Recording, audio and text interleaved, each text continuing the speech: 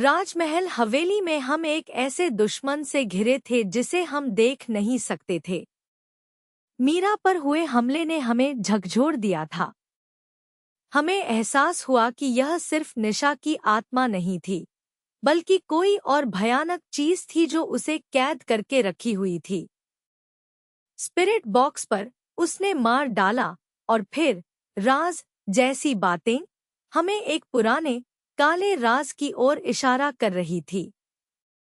आर्यन ने हिम्मत जुटाकर चिल्लाया, तुम कौन हो? तुम निशा को क्यों परेशान कर रहे हो? कमरे में तेज हवा का झोंका आया। एक पुरानी अलमारी तेजी से खुली और उसमें से एक जर्जर डायरी गिरी। रोहन ने तुरंत उसे उठाया। यह डायरी निशा के पिता की थी।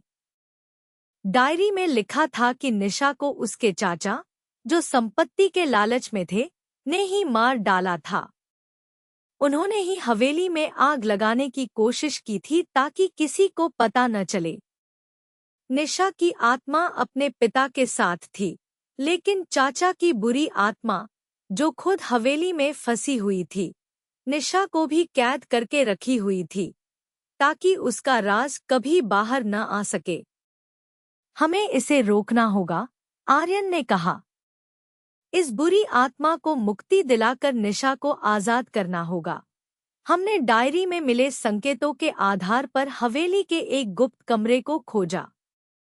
वहां हमें निशा के चाचा की अस्थियां मिलीं, जिन्हें उन्होंने मरने के बाद हवेली में ही छिपा दिया था।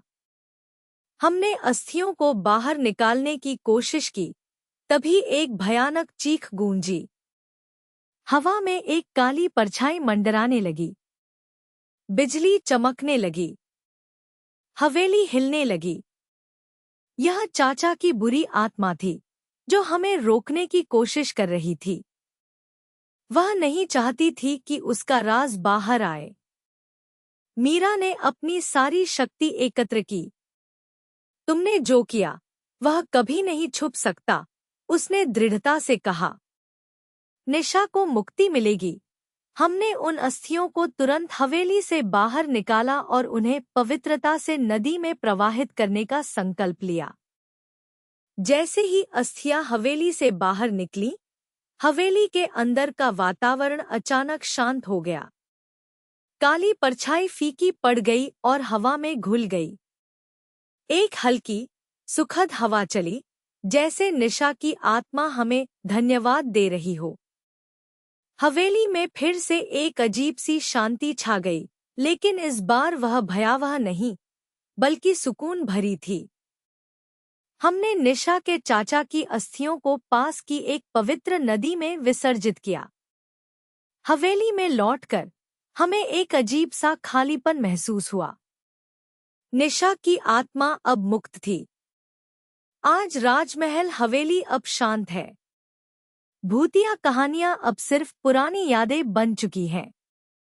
हमने एक आत्मा को मुक्ति दिलाई, लेकिन इस यात्रा ने हमें सिखाया कि दुनिया में कुछ राज इतने गहरे होते हैं कि उन्हें सुलझाने के लिए सिर्फ उपकरणों की नहीं, बल्कि हिम्मत और सच्ची भावना की भी जरूरत होती है।